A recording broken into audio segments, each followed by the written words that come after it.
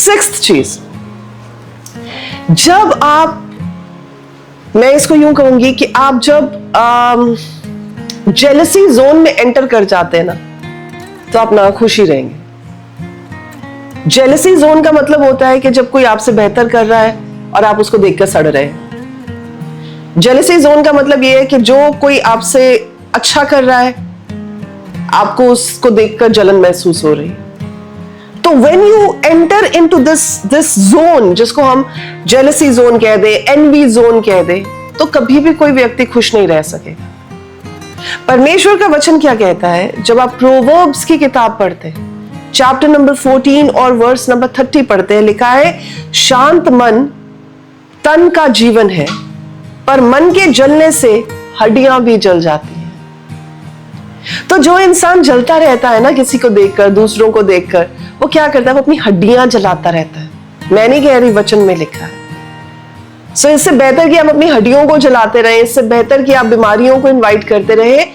Come out of that. हर इंसान के लिए परमेश्वर ने कोई ना कोई काम रखा हुआ है। For everyone there is some work. किसी के लिए अलग शक्ल में होगा, किसी के लिए अलग सूरत में होगा, किसी के लिए अलग जो है वो पैरामीटर में होगा, किसी के लिए अलग स्फेयर में होगा, पर हर एक के लिए प्रभु ने कोई ना कोई काम रखा।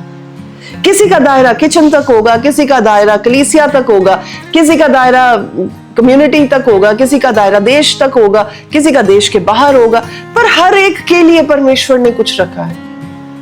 तो जो दायरा आपके लिए परमेश्वर ने रखा है, आप उसमें होकर काम करें, और जब आप उसमें होकर काम करेंगे, आपका दायरा अपने आप ही बढ़ता चला जाएगा। तो आपको जेलस नहीं फील करने की जरूरत। अगर जलने की जरूरत होती तो मुझे लगता है कि यूहन्ना बपतिस्मा देने वाला सबसे ज्यादा जलता प्रभु यीशु मसीह से। पर जब उसने प्रभु यीशु मसीह को देखा, उसने कहा, वो देखे परमेश्वर का वो मेमना जो जगत के पापों को अपने ऊपर उठाते हुए आ रहा है, जो he is walking, वो चलता आ रहा है। उसने ये नहीं कहा हाँ सारा काम मैं करता रहा, जगह मैं बनाता रहा, अब आप आ गए जी अपनी मिनिस्ट्री चलाने के लिए। उसे पता था उसका काम ये है कि वो प्रभु यीशु मसीह के लिए जगह बनाए। उसका काम ये था कि वो अपना काम करे और उस सीन में से एग्जिट कर जाए। जबकि वचन में भी हम पढ़ते हैं कि जितनी पॉपुलैरिटी यूहन्ना बपतिस्मा देने वाले की थी, उससे भी ज्यादा पॉपुलैरिटी प्रभु यीशु मसीह की थी। जबकि उसको तो और जेलस फील होना चाहिए था कि जी सारी जिंदगी वो बेचारा जंगलों में फिरता रहा, वो टिड्डियां खाता रहा, वो शहद खाता रहा, वो एक बहुत ही जो होमलेस इंसान की जिंदगी जीता रहा, और अब वो जब रास्ता बना चुका था तो प्रभु यीशु मसीह आए, बड़े आराम से उस रास्ते पर चलने लग गए। तो he should have felt so jealous about it, but he did not feel। उसे पता था मेरी बुलाहट यही है कि मैंने जगत के लिए जो मेमना भेजा गया है, जो मसीहा भेजा गया है, उसके लिए रास्ता तैयार करना है। So there was no scope of jealousy। So please, जब आपके मन में जेलसी आए, जब आपके मन में जलन आए, याद रखें परमेश्वर का वचन कहता है, जैसे पहले थिस्सलुनीकियों में लिखा है चैप्टर नंबर 5 और वर्स नंबर 16 और 17 में लिखा है, हर समय प्रार्थना करें, खुश रहें, और लिखा है हर समय में परमेश्वर का धन्यवाद देते रहें। And once you start doing that, you will see so many things to be thankful for। आप देखेंगे कि आपके पास इतना कुछ है परमेश्वर का धन्यवाद देने के लिए कि आप जेलसी नहीं फील करेंगे। आप कहेंगे मुझे तो इतना भरा है, किसी और को जितना भी भरा है, how does it matter to me. क्या हमें समझ आ रही है? और आप सब जो मुस्कुरा रहे हैं ना, मुझे पता है ये आपसे वचन बात कर रहे हैं। परमेश्वर का धन्यवाद हो। ऑलराइट, सो ये सिक्स्थ चीज। सेवंथ चीज, जब आप अपने सेल्फिश एम्बिशन के ऊपर फोकस करते हैं, जब आपको लगता है कि आपका अपना जो जिंदगी का जो एम्बिशन है वो बड़ा है, उसी को ही चेस करना है, उसी को ही पकड़ना है, उसी के साथ ही जीना है, उसी के साथ मरना है, तो क्या होता है? चीजें ऑफ ट्रैक हो जाती है, खुशी खत्म हो जाती है। अब मैं ये नहीं कह रही that you should not be ambitious, you should be, but जो भी आपकी जिंदगी का एम्बिशन है, कीप गॉड फर्स्ट। ये मत कहें जी मैं आईएएस ऑफिसर बनना चाहता हूं इसलिए ताकि मेरी बड़ी टॉर होनी चाहिए। मैं लाल बत्ती वाली गाड़ी में घूमना चाहिए हूँ, मैं नीली बत्ती वाली गाड़ी में घूमना चाहिए हूँ, मेरे आसपास जो है इतने पुलिसमैन होने चाहिए, मेरी जो सीट है वो इतनी हाई होनी चाहिए, मेरे सामने लोग आके सल्यूट मारने चाहिए। That should not be your focus. Your focus should be, मैं इसलिए उस लेवल पर पहुंचना चाहता हूं ताकि मैं दिखा सकूं कि परमेश्वर अपने लोगों को कितना ब्लेस कर सकते हैं कि वो दूसरों की मदद कर सकते हैं। I want to reach to that level. मैं उस लेवल पर बढ़कर, मैं उस लेवल पर जाकर परमेश्वर का नाम ऊंचा करना चाहता हूं। That should be your priority. Ambition set करें, बट उस एम्बिशन में परमेश्वर को सबसे आगे रखें। और जब आप ये करेंगे ना, दो काम होंगे।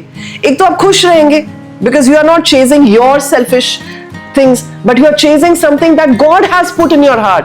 यानी कि परमेश्वर ने जो आपके मन में डाला है, आप उसको चेज कर रहे हैं। और दूसरा काम क्या होगा, क्योंकि आपने परमेश्वर को आगे रखा है, इसलिए प्रभु आपको उस जगह पर पहुंचने में मदद करेंगे। आमीन।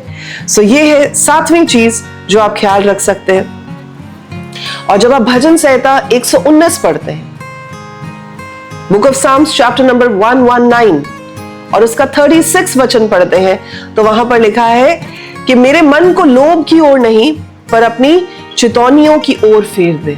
यानी प्रभु ये ग्रीड, ये सेल्फिशनेस, इन चीजों में नहीं मेरे मन को लगाए। मेरा मन अपनी प्रोसेक्ट्स पर, अपनी चीजों पर लगाए। मेरा मन मोड़ दें, उस तरफ से हटा दें। ठीक है जी। सो जब आप अपने दिल को, अपने मन को परमेश्वर को आगे रखते हुए अपनी डिजायर्स को प्रभु के सामने रखेंगे, आप देखेंगे you will have a lot of testimonies. बहुत सारी आपके पास गवाहियां होंगी, और ये वो गवाहियां होंगी जो परमेश्वर की विश्वास योग्यता की गवाही होंगी। आमीन। ओके जी, तो अभी हमने 7 चीजें देख ली हैं। 8th चीज कि आप खुश रहते हैं या आप ना खुश रहते हैं, इस बात पर निर्भर करता है कि आप दूसरों को कितना क्रिटिसाइज करते हैं। दूसरों की कितनी बातें आपको अच्छी लगती हैं, कितनी बातें बुरी लगती हैं, कितनी गलतियां आप दूसरों में निकालते हैं, कितनी उनकी जिंदगी को आप इवैल्यूएट करते हैं, कितना आप उनको जज करते हैं, इस बात पर निर्धारित करती है। जब हम किसी भी इम्परफेक्ट चीज के ऊपर ध्यान लगाएंगे तो क्या होगा, हमें गलतियां दिखेंगी। और जब गलतियां दिखेंगी तो हम गलतियां निकालेंगे ही निकालेंगे। अब गलतियां निकालेंगे तो क्रिटिसाइज तो करेंगे ही करेंगे। So इसलिए instead of focusing on imperfect things, instead of focusing on imperfect people, start focusing on the Lord. कोई और परफेक्ट नहीं है, कोई और परिपक्व नहीं है, only God. सिर्फ परमेश्वर जो है वो परफेक्ट है। सो अपने मुंह की चौकसी करें, guard your mouth. ऐवी ना हर किसी के बारे में अपनी जजमेंट्स पास करते रहा करें। ऐवी नहीं हर समय दूसरों को क्रिटिसाइज करते रहे। उसने ये कह दिया, उसने ऐसा कर दिया, उसको ऐसा नहीं करना चाहिए था, उसको ऐसे कपड़े नहीं पहनने चाहिए थे, उसको ऐसी बात नहीं करनी चाहिए थी, उसको ऐसा व्यवहार करना चाहिए था। Stop criticising people. Watch your tongue, watch your mouth. और वचन में लिखा है, जब आप प्रोवर्ब्स को, नीति वचन 13:3 को पढ़ते हैं, वहां लिखा है जो अपने मुंह की चौकसी करता है वे अपने प्राण की रक्षा करता है, पर जो गाल बजाता है उसका विनाश हो जाता है। सो जो बंदा हर समय, इंग्लिश में लिखे those who guard their lips preserve their lives, but those who speak rashly will come to ruin. वो बर्बाद हो जाते हैं जो दूसरों के बारे में हर समय बुरी भली बातें बोलते रहते हैं। सो बी केयरफुल, ना करें। और अगर आप वाकई में खुश रहना चाहते हैं ना, तो दूसरों को क्रिटिसाइज करना बंद कर दें। That is a choice you have. Okay.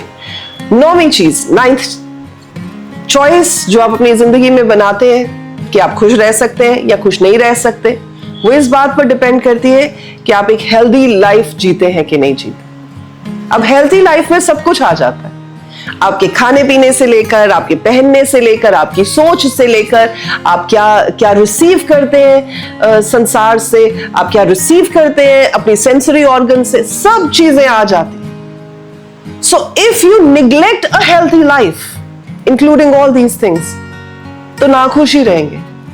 क्योंकि जो आपके अंदर जाएगा वो अंदर जाके कुछ तो काम करेगा ना। अब जिस चीज के साथ आप अपने आप को फीड करेंगे तो निकलेगी भी तो वही चीज ना। अगर आप जामुन का पेड़ देखना चाहते हैं तो आप आम की गुठली लगाकर जामुन की वेट नहीं कर सकते।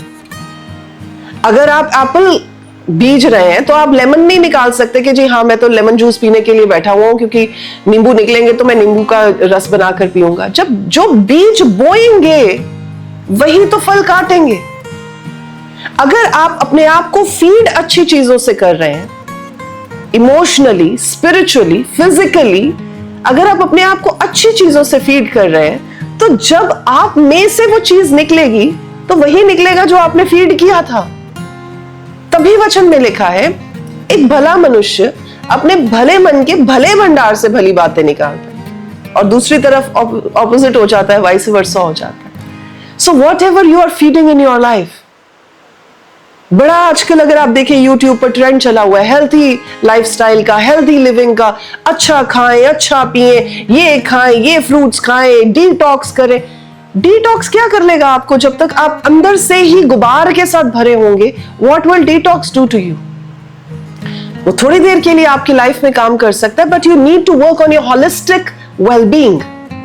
स्पिरिचुअली भी अपने पे काम करें, वचन को इम्बाइब करें, वचन की रोटी खाएं, पवित्र आत्मा की सहभागिता में रहकर उस पानी को पिएं जो परमेश्वर की हुजूरी का पानी है, उससे अपने आप को साफ करें। अच्छा खाना खाकर अपने आप को तंदुरुस्त रखें, अच्छी चीजें देखें, अच्छी चीजें सोचें। So you have to take care of yourself कि आप हेल्थी रहना चाहते हैं कि नहीं।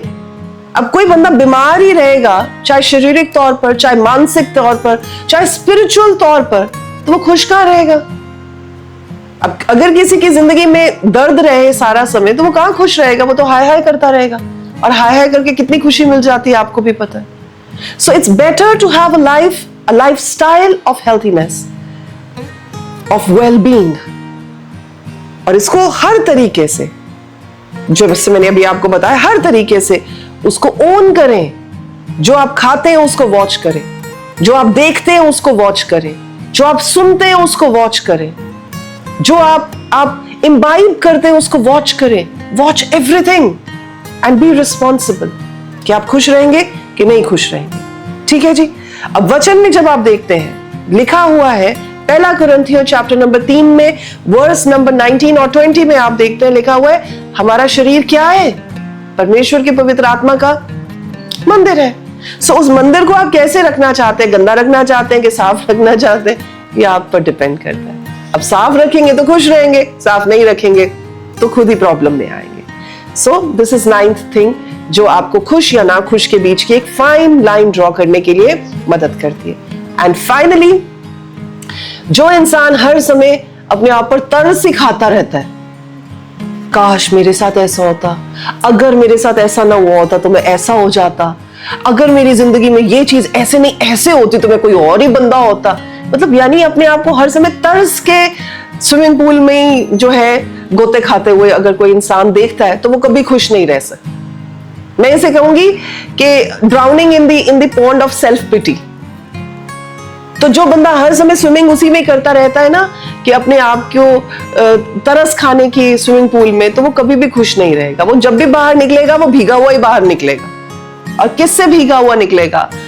अनहैप्पीनेस से भीगा हुआ बाहर निकलेगा।